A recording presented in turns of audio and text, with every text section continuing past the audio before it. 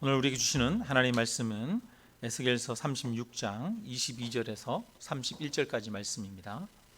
구약성경 1208페이지에 있습니다. 에스겔서 36장 22절에서 31절까지 말씀 같이 한 목소리로 같이 읽겠습니다.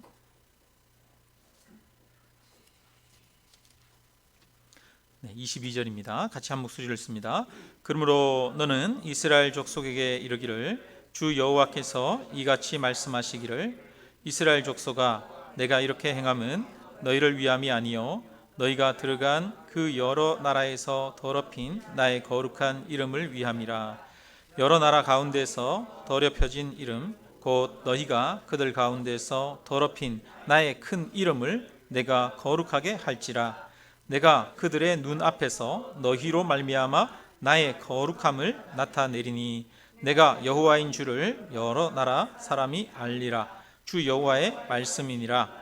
내가 너희를 여러 나라 가운데서 인도하여 내고 여러 민족 가운데서 모아 데리고 고국 땅에 들어가서 맑은 물을 너희에게 뿌려서 너희로 정결하게 하되 곧 너희 모든 더러운 것에서와 모든 우상 숭배에서 너희를 정결하게 할 것이며 또 새 영을 너희 속에 두고 새 마음을 너희에게 주되 너희 육신에서 굳은 마음을 제거하고 부드러운 마음을 줄 것이며 또 내 영을 너희 속에 두어 너희로 내 율례를 행하게 하리니 너희가 내 규례를 지켜 행할지라.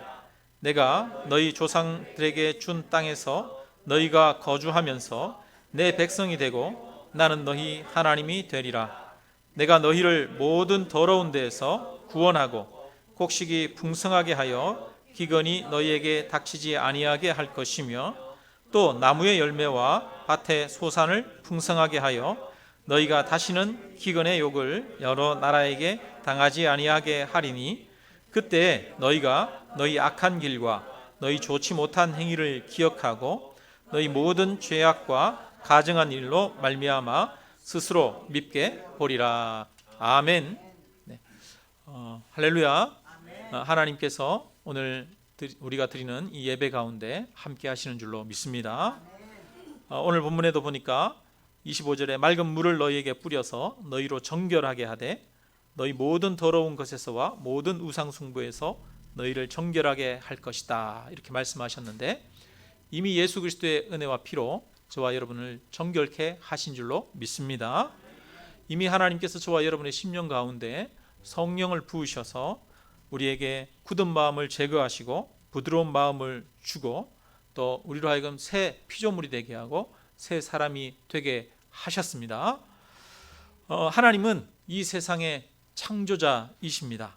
하나님은 지금도 온 세상을 다스리고 통치하고 계십니다. 온 세계가 또 하나님께 속했습니다. 이 세상에 있는 우주의 모든 법칙과 원리가 창조자 하나님으로부터 나옵니다. 하나님은 모든 생명의 근원이십니다. 하나님께서 우리 인간의 생사화복을 주관하십니다. 그래서 하나님은 너희는 나 외에 다른 신을 섬기지 말라 이렇게 말씀하십니다.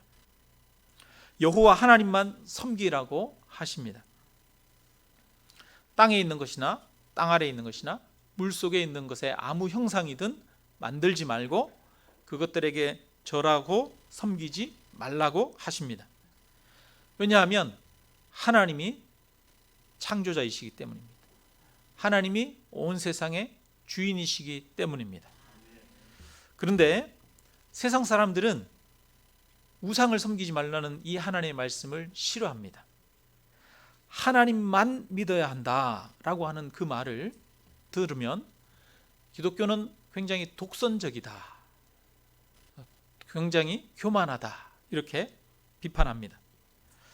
세상 사람들은 예수 그리스도 안에만 구원이 있다는 이야기를 싫어합니다.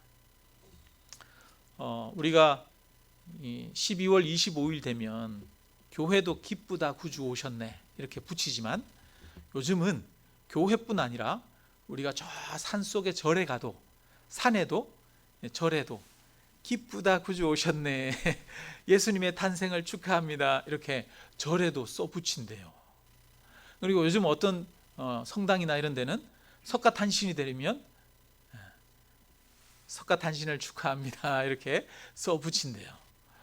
그래가지고 요즘 사람들은 불교도 괜찮고 기독교도 괜찮고 가톨릭도 괜찮고 유교도 괜찮고 여러 종교들 중에 하나라고 그렇게 이야기합니다. 그러면서 이 종교도 괜찮고 저 종교도 괜찮다라고 생각하는 것이 오히려 개방적이고 또 우아하고 이성적이고 합리적인 것처럼 그렇게 표현하고 이야기합니다. 그런데 유독 어디만? 교회만, 유독 기독교만 예수 외에는 다른 이름으로는 구원받을 수 없다 이렇게 이야기합니다. 그래서 기독교가 세상으로부터 독단적이고 폐쇄적이라고 하는 비난을 많이 듣습니다. 세상 사람들은 이 신도 섬기고 저 신도 섬기고 자기가 섬기고 싶은 신을 마음대로 섬기는 걸 좋아합니다. 어떤 종교를 가질지 내가 결정할 테니까 나한테 강요하지 말라 이렇게 이야기합니다. 세상 사람들이 이렇게 반응하는 이유는 모든 종교가 조금씩 우열이 있을지 모르겠지만 본질적으로는 다 같다라고 하는 그런 생각을 가지고 있기 때문입니다. 종교는 소보루 빵을 먹을 것인지 아니면 크림빵을 먹을 것인지 어떤 빵을 먹을 것인지를 선택하는 기호의 문제, 개성의 문제 아니면 자기 스타일의 문제라고 생각을 합니다. 종교를 진리와 비진리의 문제라고 생각하지 않습니다. 그러나 우리는 이것을 진리와 비진리의 문제로 봅니다. 살고 죽는 문제로 봅니다. 그래서 하나님 외에 다른 신을 섬기지 말라고 하는 말씀이 우리 그리스도인들에게는 너무도 중요한 말씀이고 꼭 붙들어야 할 말씀입니다. 여러분에게 한번 여쭤보겠습니다. 여러분, 나 외에는 다른 신을 섬기지 말라라고 하는 그 하나님과 이거를 섬기든지 저거를 섬기든지 네가 하고 싶은 거 해라고 하는 신과 어떤 신이 여러분은 더 신뢰가 가십니까? 우리가 자녀들을 키울 때 자녀들이 어릴 때 한 번쯤은 자녀들을 잃어버릴까 봐 염려해서 자녀들에게 여러 가지 교육을 시켰던 적이 있을 겁니다. 그래서 일찍부터 부모님 전화번호, 집 주소 이런 것도 가르쳐주고 부모님 이름 이런 것도 가르쳐주고 또 혹시 유괴나 납치 이런 걸 당할까 봐 낯선 사람이 과자 주면서 오라고 그래도 가면 안 돼? 이렇게 그런 적이 있을 겁니다. 왜냐하면 우리가 부모이기 때문입니다. 자녀는 부모에게 있을 때 가장 안전하고 행복할 수 있습니다. 부모인 내가 누구보다도 자녀를 가장 사랑합니다.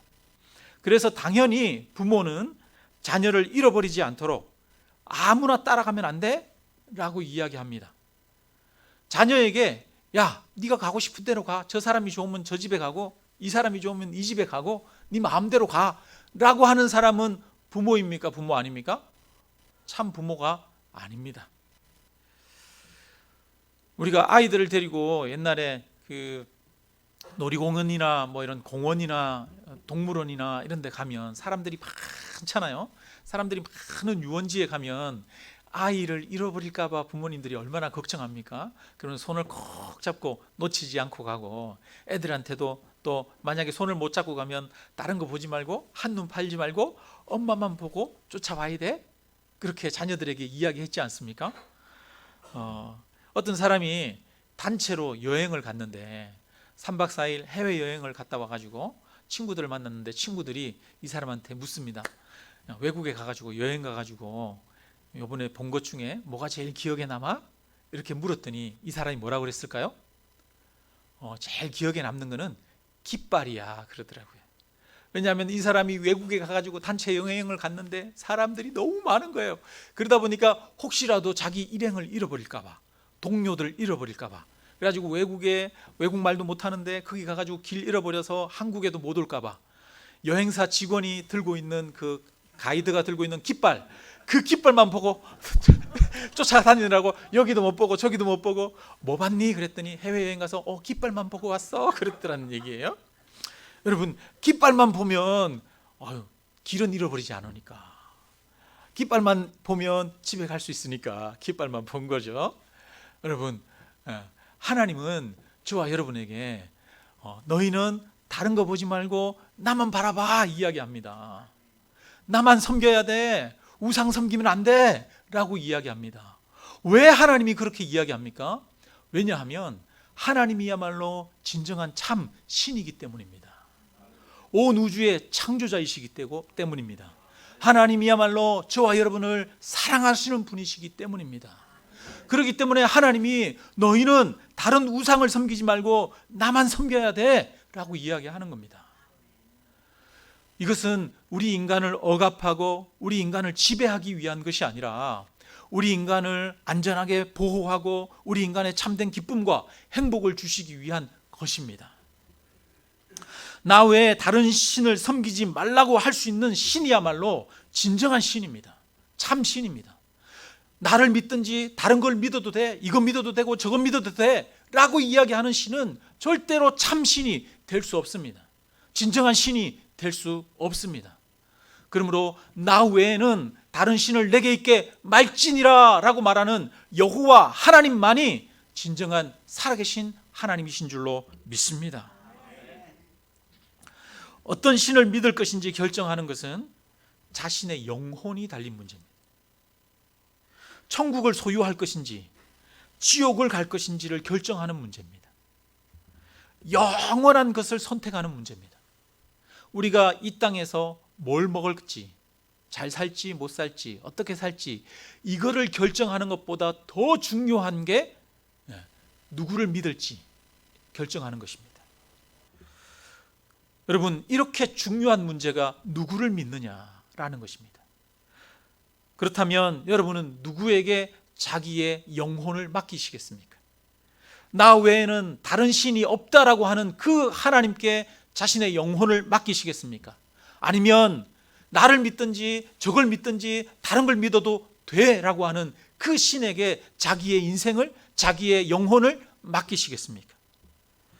지혜로운 사람이라면 당연히 나 외에는 다른 신을 섬기지 말라라고 하는 그 하나님을 믿기로 결정할 줄로 믿습니다. 그게 지혜로운 길입니다. 나를 억압하는 것이 아니라 나를 진정으로 사랑하기 때문에 그렇게 이야기할 수 있는 겁니다. 다른 신을 섬기지 말라라고 하신 그 하나님이 또 우리 인간에게 무슨 명령을 주시냐면 너희는 하나님의 이름을 망령되이 일컫지 말라 이렇게 말씀합니다.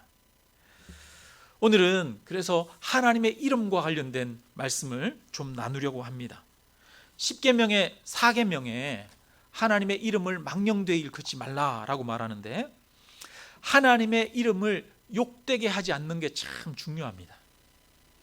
하나님은 하나님의 이름을 굉장히 중요하게 생각합니다.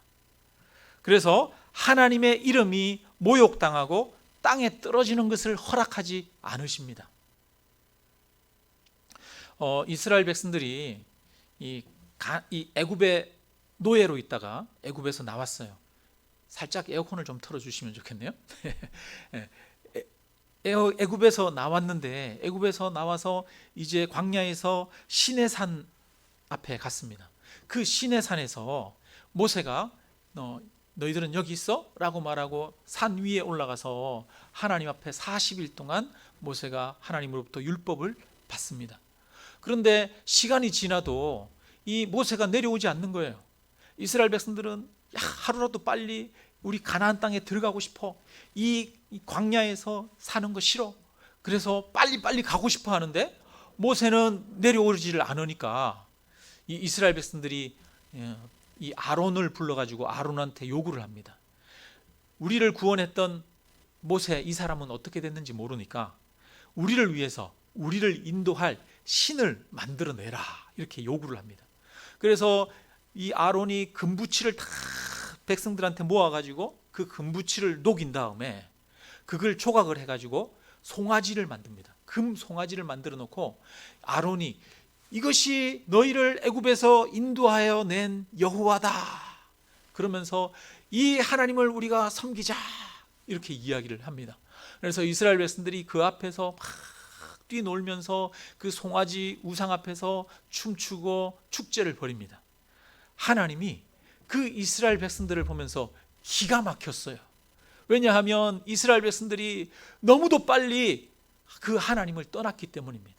하나님을 떠나서 다른 우상을 만들고 그 우상을 섬겼기 때문에 하나님이 이스라엘 백성들에게 진노하셨습니다. 그래서 모세에게 말합니다. 모세야, 이스라엘 백성들을 보니까 도저히 안 되겠다. 내가 이 이스라엘 백성들을 완전히 진멸해버리고 내가 너를 통해서 한 민족을 이루고 강대하게 하겠다 이렇게 말했습니다. 여러분, 하나님이 이렇게 말하면 하나님이 여러분을 통해서 여러분 한 명을 붙들고 야, 내가 김 집사, 이 집사 아니면 장로님 당신을 통해서 내가 내 일을 이루고 내가 다른 사람은 다 버려두겠어 이렇게 이야기하면 여러분은 뭐라고 그러시겠습니까? 아유, 하나님 땡큐 이러겠습니까? 모세가 하나님 땡큐 그러지 않아요. 모세가 자기 영광을 구하지 않아요. 모세가 뭐라고 그러냐면 하나님 제발 그러시면 안 됩니다. 하나님이 여호와 하나님이 애굽에서 이스라엘 백성들을 건져냈는 줄로 애굽 사람들이 다 알고 있는데 하나님께서 이 광야에서 이스라엘 사람들을 다 죽여버리면 애굽 사람들이 뭐라고 그러겠습니까? 여호와 하나님이 이스라엘 백성들을 가나안 땅에 인도할 능력이 없어가지고 이 광야에서 다 죽게 했다라고 하나님을 욕하지 않겠습니까? 그러면 하나님의 이름이 뭐가 됩니까? 하나님 제발 하나님의 이름을 위해서 이 백성을 용서해 주십시오 이렇게 이야기합니다. 이런 일이 한 번만 있는 게 아니라 또 있어요. 가데스 바네아에서 가나안 땅을 정탐하고 난 이후에 이스라엘 백성들이 또 하나님을 원망합니다. 가나안 땅에 있는 사람들은 거인족이고 그 성은 크고 높고 견고해서 우리가 들어갈 수 없습니다. 우리가 보기에도 우리는 메뚜기 같습니다. 그러면서 하나님을 원망하고 모세를 원망합니다. 그럴 때 하나님께서 또다시 내가 이 백성을 진멸하고 모세 너를 통해서 내가 강대한 민족을 이루겠다 이렇게 말씀하십니다. 그러자 그때 또 모세가 하나님 앞에 기도합니다. 하나님, 모든 열방 사람들이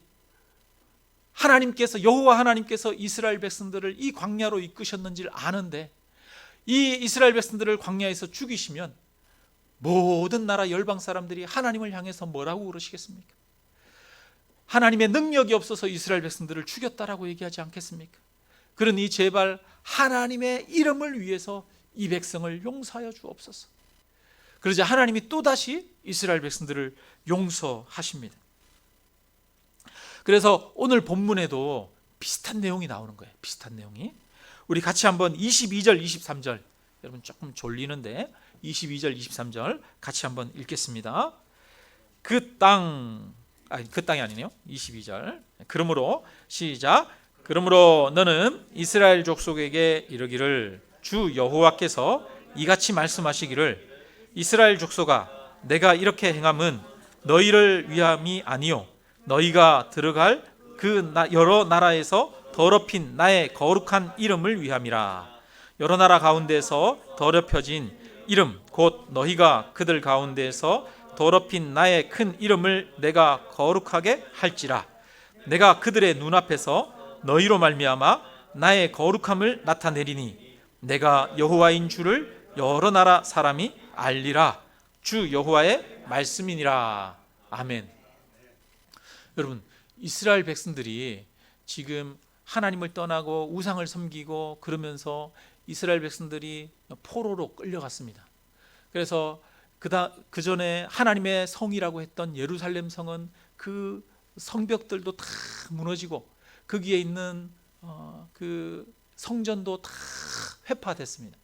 그래서 그냥 들짐승이 사는 그런 동네가 되어버렸어요.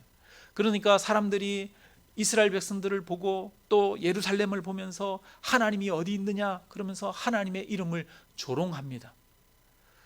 그런 상황 속에서 하나님이 너희로 인해서 내 이름이 더럽혀졌다라고 이야기하시면서 내가 나의 이름을 위해서 다시 너희를 회복시키시겠다라고 이야기합니다.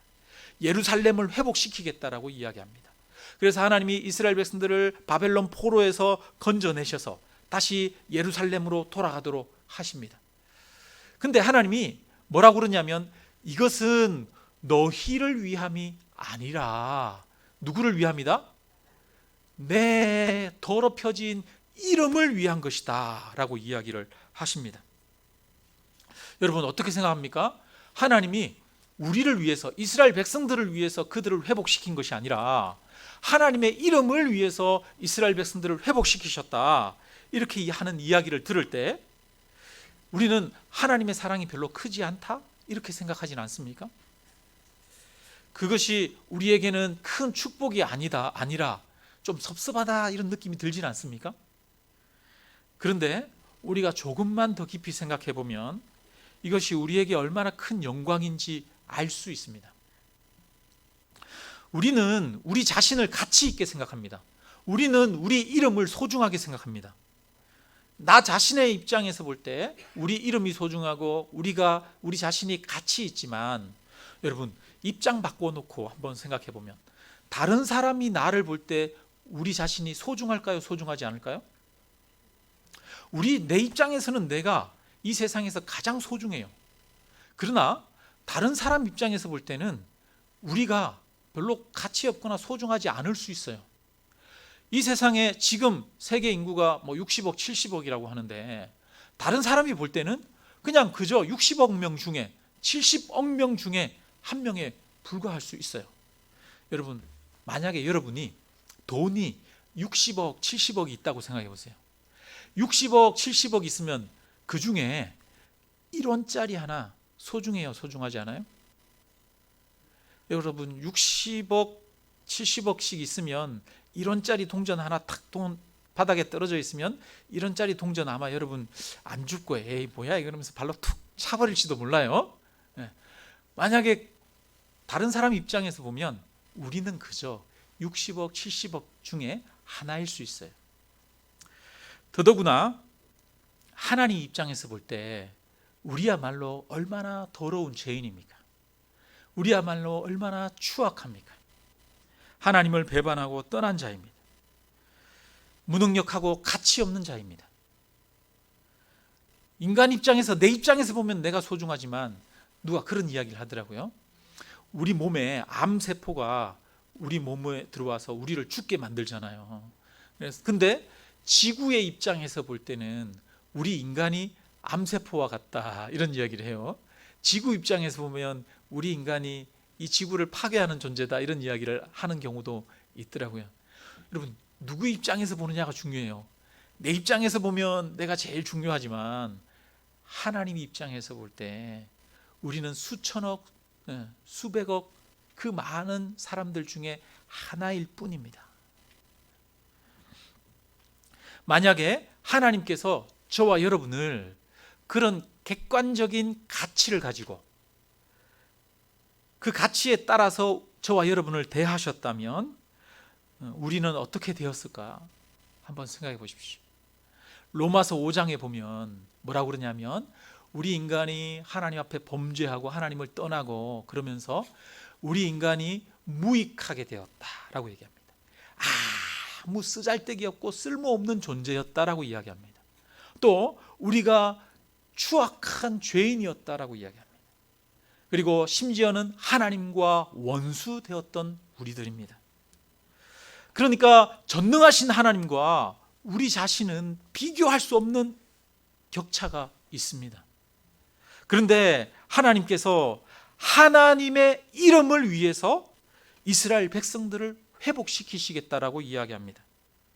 하찮은 우리 인간을, 하찮은 이스라엘 백성들을 하나님의 이름을 위해서 사용하겠다라고 이야기하십니다. 하나님의 명예와 하나님의 이름을 이스라엘 백성들에게 두겠다는 것입니다. 그래서 하나님의 이름을 위해서, 하나님의 명예를 위해서 내가 너희를 회복시키겠다라고 이야기하는 거예요.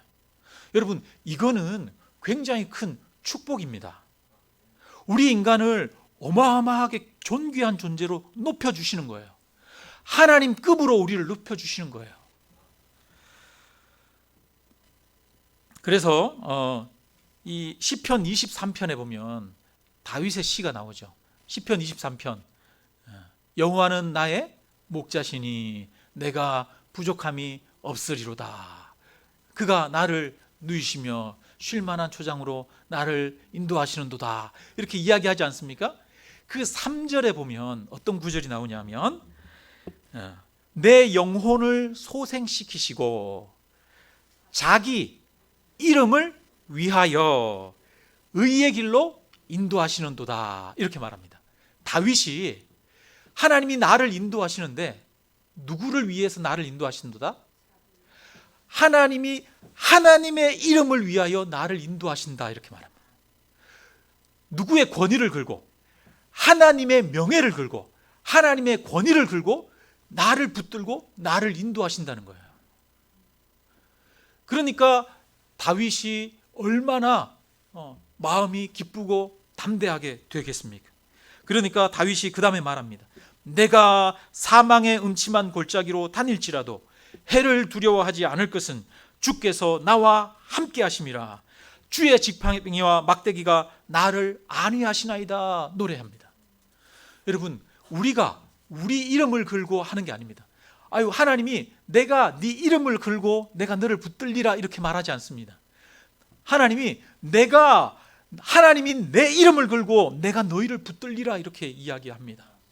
여러분, 이거야말로 우리 인간을 진정으로 존귀하게 여겨주시는 겁니다. 우리 인간을 높여주시는 거고 가치 있게 여겨주시는 겁니다. 유명한 한 도예가가 이 도자기를 만들어요. 도자기를 만드는데 접시를 만들어 가지고 그거를 보면서 나중에 구운 다음에 접시를 이렇게 망치로 톡 깨트리고 톡 깨트리는 거예요. 왜 그래요? 조금 흠이 있다고. 여기는 유약이 좀 덜 묻었네. 여기는 모양이 조금 찌그러졌네. 여기는 점이 하나 있네. 그러면서 도자기를 톡 깨트리는 거 여러분 TV에서 많이 보셨죠? 그 도자기를 톡 깨트릴 때마다 어떤 마음이 듭니까? 아이고 저 아까운 걸, 차라리 저거 누구 주지? 나 주지. 나 주면 내가 잘 쓸 텐데 이렇게 생각합니다. 근데 도예가는 그 접시 조금만 흠이 있어도 그 접시를 그냥 여지없이 깨뜨려 버립니다. 왜 그래요? 그 도자기에 뭐가 걸려있기 때문에? 자기 이름이 걸려있기 때문에.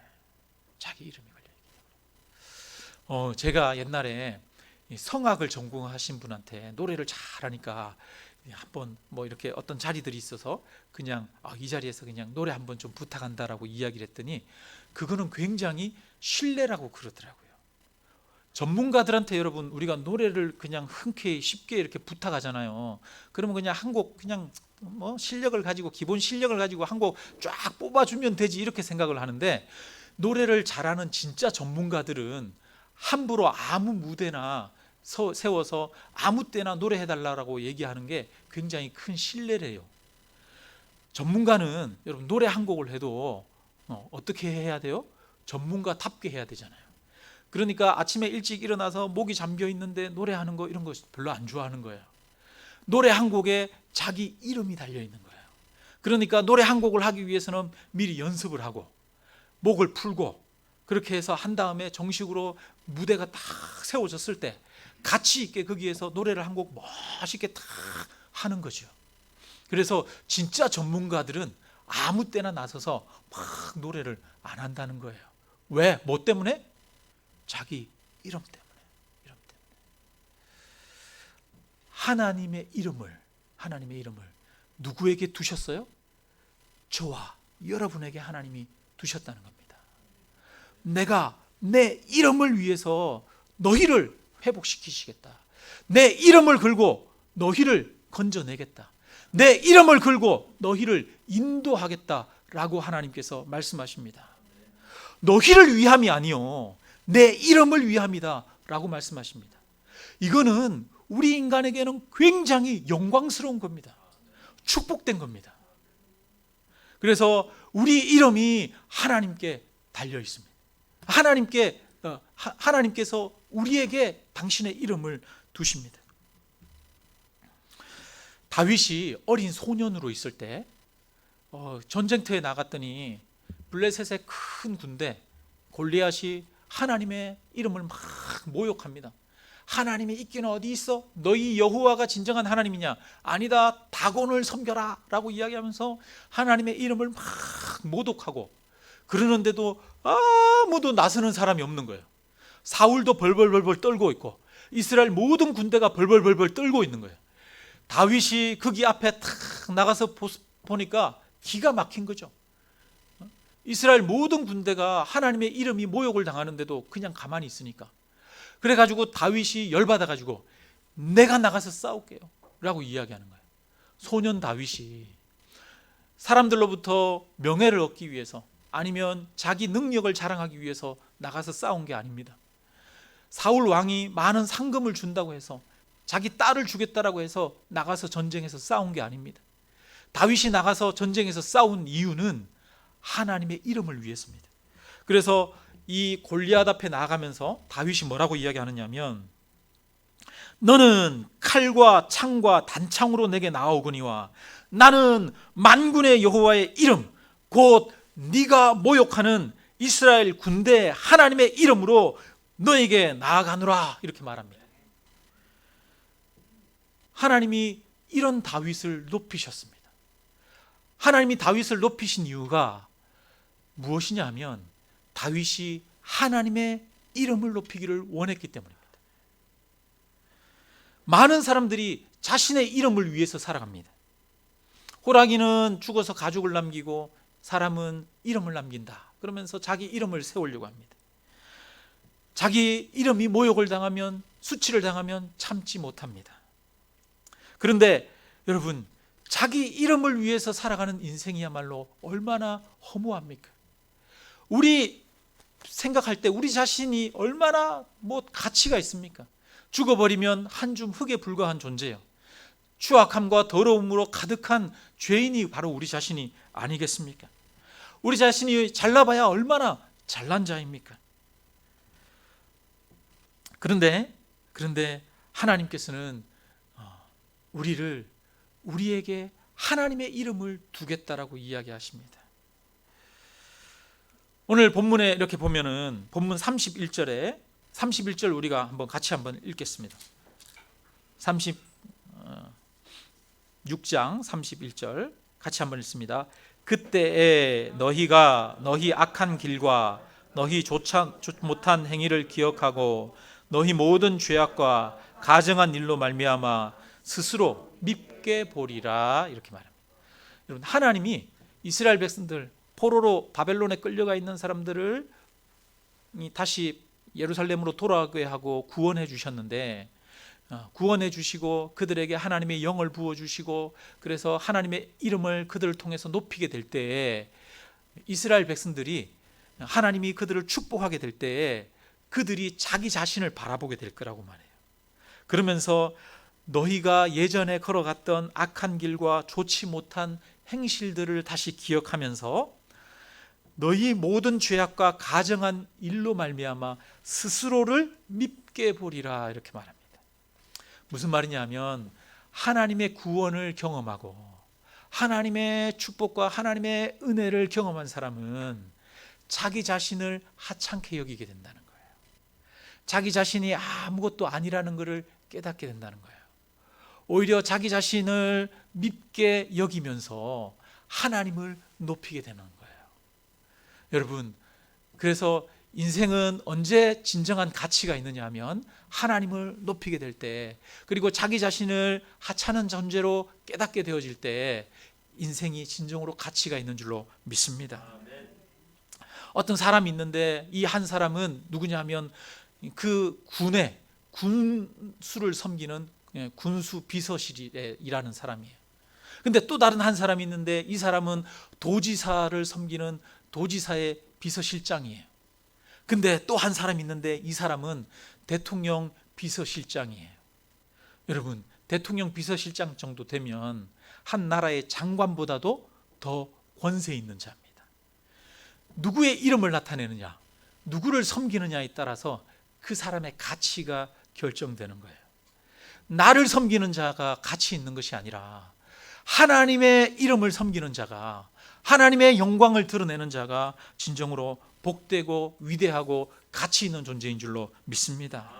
그래서 하나님은 하나님의 이름을 우리에게 두겠다라고 이야기하십니다. 하나님의 이름을 위해서 우리를 선택하시고 우리를 세우겠다라고 말씀하십니다. 여러분, 하나님의 이름이 저와 여러분에게 달려 있습니다. 그래서 하나님은 하나님의 이름이 이 땅에 떨어지는 것을 원치 않으십니다. 너희는 하나님의 이름을 망령되이 일컫지 말라라고 말씀하십니다. 하나님의 이름을 존귀하게 드러내라고 말합니다. 하나님의 이름을 가치 있게 높이라고 말합니다. 왜냐하면 그것이 이 세상의 진정한 축복이기 때문입니다. 예를 들어서 봅시다. 예를 들어서 여러분, 가정이 있는데 가정에서 부모님이 그 권위가 무너졌다라고 생각해 보세요. 가정에서 자녀들이 부모님을 무시합니다. 부모님의 말을 듣지 않아요. 권위가 땅에 떨어졌어요. 여러분, 가정에서 부모님의 권위가 땅에 떨어지면 그거는 누구에게 안 좋은 거냐면 부모님에게 안 좋은 것뿐 아니라 자녀에게도 안 좋은 겁니다. 부모님의 권위가 땅에 떨어지면 자녀들이 부모님을 무시하기 시작하고 자녀들이 부모님의 말씀을 듣지 않게 되고 올바른 징계와 교훈을 얻지 못하게 되는 거예요. 그래서 그 인생이 비참하게 되는 겁니다. 비참하게. 부모님은 부모님의 권위를 세워야 됩니다. 여러분, 바라기는 저와 여러분이 가정에서 부모로서의 권위가 존중받는 자가 되기를 주님의 이름으로 축원합니다. 그거는 누구를 위한 거냐면 가정을 위한 거고, 그거는 자녀들을 위한 겁니다. 하나님이 너희는 하나님의 이름을 망령되이 일컫지 말라라고 말합니다. 그거는 누구를 위한 겁니까? 하나님을 위한 것이 아니라 하나님의 이름이 존귀히 여김을 받을 때 사람들은 말합니다. 아, 과연 하나님이 살아계시는구나. 하나님의 이름이 존귀히 여김을 받을 때, 아, 과연 이 땅에 정의는 살아있구나. 이 땅에 참과 거짓이 반드시 드러나게 되어 있구나 라고 고백하게 되어지는 거예요. 그래서 하나님의 이름이 높임을 받는 것이 우리 인간에게 유익입니다. 우리는 하나님의 이름을 드러내는 자로 이 땅에 살아가야 합니다. 하나님의 이름이 세상에서 땅에 떨어지면 안 됩니다. 그래서 예수님은 뭐라고 얘기하느냐면 주기도문을 가르쳐 주셨는데, 주기도문 처음에 나오는 게 하늘에 계신 우리 아버지야, 그 다음에 이름이 거룩히 여김을 받으시오며, 이렇게 말해요. 예수님이 우리에게 가르쳐 주신 기도 중에 가장 첫 번째 나오는 게 하나님의 이름이 거룩히 여김을 받으시오며, 이겁니다. 하나님의 이름이 높임을 받기를 원하는 기도를 하고 있습니다. 여러분, 우리 인생의 목적이 무엇인 줄 압니까? 우리 인생의 목적은 하나님의 이름을 높이는 겁니다. 우리 교회의 목적은 하나님의 이름을 높이는 겁니다. 우리가 편안하고 우리가 즐겁고 우리가 만족하게 그냥 신앙생활 하는 것이 우리 교회의 존재 목적과 이유가 아닙니다. 우리 교회의 존재 목적과 이유는 하나님의 영광을 세상 가운데 드러내는 것입니다. 하나님의 이름을 높이는 것입니다. 우리의 삶도 마찬가지입니다. 우리의 삶의 목적도 하나님의 이름을 높이는 것입니다. 하나님의 이름이 내게 달려 있습니다. 우리가 하나님의 이름을 높일 때 하나님이 우리를 높이시는 줄로 믿습니다. 다윗은 하나님의 이름을 높이기를 원했습니다. 하나님의 이름을 높이기 위해 골리앗과 싸웠고, 하나님의 이름을 높이기 위해 하나님의 성전을 짓기를 원했습니다. 그런데 하나님께서 그 다윗을 높이시고 그 다윗을 사용하십니다. 저와 여러분이 하나님의 영광을 위해서 살아가는 그런 인생이 되기를 주님의 이름으로 축원합니다. 자기 영광을 위해서 살아가는 존재야말로 얼마나 하찮은 존재가 되는 것인 줄을 모릅니다. 그러나 나를 위해서 살아가는 것이 아니라 하나님의 영광을 위해서 살아갈 때 그 사람은 하찮은 존재가 아니라 하나님의 이름을 가진 자가 되어집니다. 그래서 하나님께서 자기 이름을 위하여 의의 길로 인도하시는도다. 하나님이 자기 이름을 위하여 저와 여러분의 삶을 축복하시고 저와 여러분의 삶을 인도하실 줄로 믿습니다.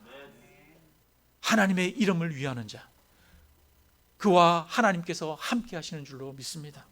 저와 여러분에게 하나님의 이름이 달려 있습니다. 하나님의 이름을 높이는 저와 여러분이 되시기를 주님의 이름으로 축원합니다. 우리 함께 찬양하고 함께 기도하겠습니다. 80장 찬양 드립니다.